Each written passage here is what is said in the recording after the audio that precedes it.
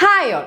പൊതുവെ CMA സ്റ്റുഡൻസിനുള്ള ഡൗട്ടാണ് എങ്ങനെയാണ് മെമ്പർഷിപ്പ് റിന്യൂവൽ ചെയ്യുന്നതെന്ന്. സോ ഇന്നത്തെ വീഡിയോ നമ്മൾ ഡിസ്കസ് ചെയ്യാൻ പോകുന്ന how to renew IMA membership.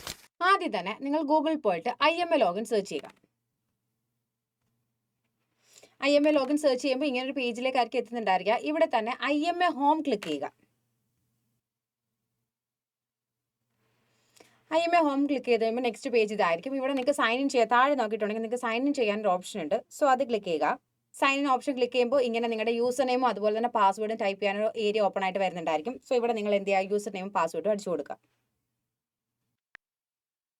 അതിനുശേഷം സൈൻ ഇൻ കൊടുക്കുക. നെക്സ്റ്റ് പേജ് വരുന്നുണ്ടായിരിക്കാം നിങ്ങളുടെ പ്രൊഫൈൽ ആയിരിക്കും. സോ ഈ പേജിൽ മൈ ഡാഷ്ബോർഡിനകത്ത് ഷോ എന്നൊരു ഐക്കൺ കാണും. സോ അവിടെ ആരോ ക്ലിക്ക് ചെയ്യുകയാണെന്നുണ്ടെങ്കിൽ നിങ്ങൾക്ക് അവിടെ പ്രൊഫൈൽ എന്നൊരു ഓപ്ഷൻ കാണാൻ കഴിയും. ഈ പ്രൊഫൈൽ ക്ലിക്ക് ചെയ്ത് കൊടുക്കുക.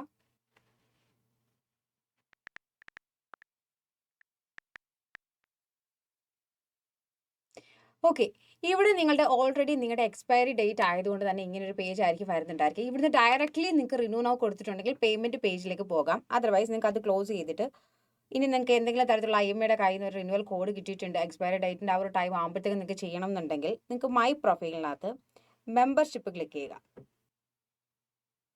മെമ്പർഷിപ്പ് ക്ലിക്ക് ചെയ്യുമ്പോൾ ഇങ്ങനെ പേജിലായിരിക്കും വരുന്നുണ്ടായിരിക്കും. ഇതിനകത്ത് നിങ്ങളുടെ മെമ്പർഷിപ്പ് സമ്മറി ഉണ്ടായിരിക്കും. ഇപ്പം കറണ്ട് എക്സ്പയർ ആയിട്ടുണ്ടോ, ഡീറ്റെയിൽസ് എങ്ങനെയാണ്, എക്സ്പയറി ഡേറ്റ് ഇതൊക്കെ തന്നിട്ടുണ്ടായിരിക്കും.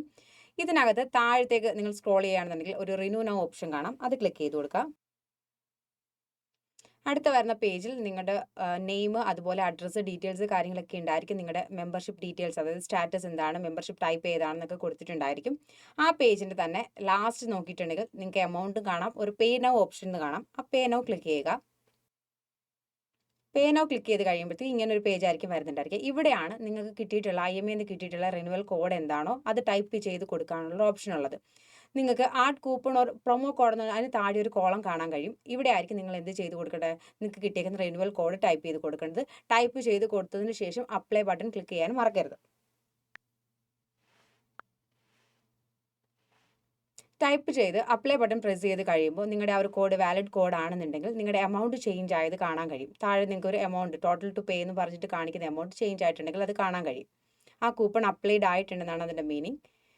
ഓക്കെ, ഇനി നിങ്ങൾക്ക് നോക്കിയിട്ടുണ്ടെങ്കിൽ നിങ്ങൾക്ക് ഒരു ഇൻ്റർനാഷണൽ കാർഡ് യൂസ് ചെയ്തിട്ട് എന്ത് ചെയ്യാം, ട്രാൻസാക്ഷൻ നടത്താം. അപ്പോൾ കാർഡ് ഡീറ്റെയിൽസ് ഒക്കെ അടിക്കേണ്ട സ്പേസ് ഉണ്ട്. സോ അവിടെ കാർഡ് ഡീറ്റെയിൽസും നെയിമും എക്സ്പയറി ഡേറ്റ് സെക്യൂരിറ്റി കോഡ് ഇതെല്ലാം ടൈപ്പ് ചെയ്ത് കൊടുക്കുക.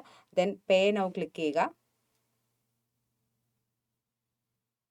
പേ നൗ ക്ലിക്ക് ചെയ്ത് കഴിയുമ്പോൾ ഇനി അടുത്തതായിട്ട് വരാൻ പോകുന്ന ഈ ഒരു പേജ് ആയിരിക്കും. ഈ പേജിനകത്ത് 3 ഓപ്ഷൻ ഉണ്ട്. അതായത് ആദ്യത്തെ 3 option primary business activity, your job function, your job title.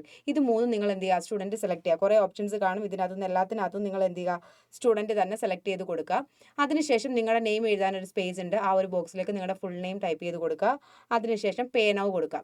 Pay now കൊടുത്ത് പേയ്മെൻ്റ് ആയി കംപ്ലീറ്റ് ആയി കഴിയുമ്പോഴത്തേക്കും നിങ്ങൾക്ക് അവിടെ നിന്ന് തന്നെ എന്ത് ചെയ്യാൻ പറ്റും, റെസിപ്റ്റും ഡൗൺലോഡ് ചെയ്യാൻ പറ്റുന്നതായിരിക്കും.